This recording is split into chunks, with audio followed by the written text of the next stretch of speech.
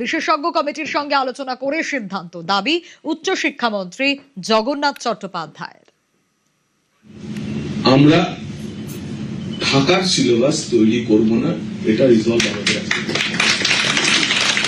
আশা করব যাদের হাতে এই দায়িত্ব, গুরু দায়িত্ব মাননীয় দীপকদা দিয়েছেন, অধ্যাপক দেবাশিস চট্টোপাধ্যায়, আপনাদের প্রত্যেকের মতামত নিয়ে কথা বলে প্রথাগত জ্ঞান নিয়ে যুগানুকূল বৈজ্ঞানিক শিক্ষার সংমিশ্রণে এমন সিলেবাস তৈরি করবেন যাতে জেন আলফাও তাতে আকর্ষিত হয়।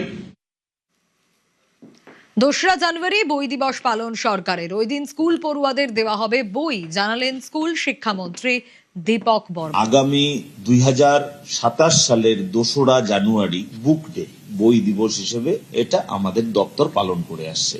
এটি একটি ভালো বিষয়। 2 তারিখে বই দিবস। বই দিবস মানে সকলের হাতে বই পৌঁছে দিতে হবে। তার আগে প্রত্যেকটি বিদ্যালয়ে বই পৌঁছে যাবে। সেটিকে নিশ্চিত করবার জন্য যত দ্রুত করা যায় তত দ্রুত আমরা অনুরোধ করেছি সিলেবাস কমিটিকে আমাদের হাতে বই পৌঁছে দেওয়ার জন্য।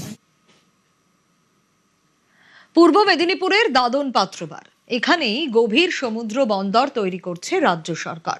বন্দর হলে বাড়বে কাজের সুযোগ, উন্নত হবে এলাকা, আশায় বুক বাঁধছেন স্থানীয়রা।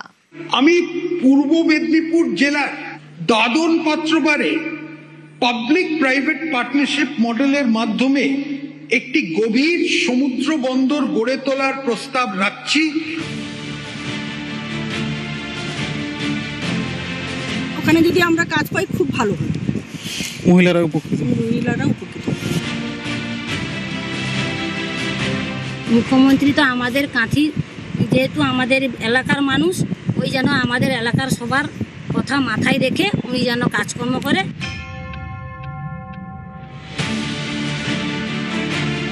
পূর্ব মেদিনীপুরের দাদন পাত্রবার, মন্দারমণি এবং বগুড়ান জলপাই সমুদ্র সৈকতের মাঝে বিস্তীর্ণ অংশ, মূলত দক্ষিণ পুরুষোত্তমপুর। এখানে গভীর সমুদ্র বন্দর তৈরি করছে রাজ্য। রাজ্য বাজেটে ঘোষণার পরই শুরু হয়েছে তৎপরতা।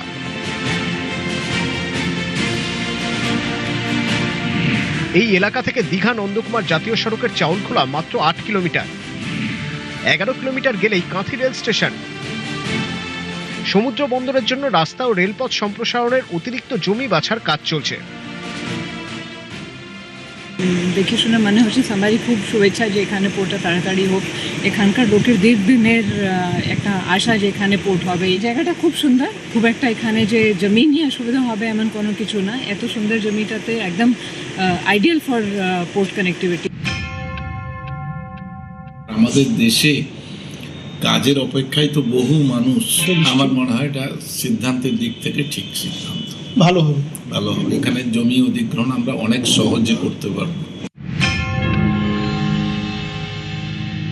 বন্দর তৈরি হলে বাড়বে কাজের সুযোগ, উন্নত হবে এলাকা, আশায় বুক বাঁধছেন স্থানীয়রাও। আমার মনে হয় ওখানে যদি আমরা কাজ পাই খুব ভালো হয়, মহিলারা উপকৃত। মুখ্যমন্ত্রী তো আমাদের কাঁথি, যেহেতু আমাদের এলাকার মানুষ, ওই যেন আমাদের এলাকার সবার কথা মাথায় রেখে উনি যেন কাজকর্ম করে। এটা মানে স্বপ্নের প্রকল্প, রাজ্যে একটা বিপ্লব আনতে চলেছে এবং এই দ্রুত বাস্তবায়ন করতে হবে। মানুষ তারা সঙ্গে আছেন, ওই জমি দেওয়ার জন্য বা সরকারকে সহযোগিতা করার জন্য তারা সম্পূর্ণরূপে প্রস্তুত।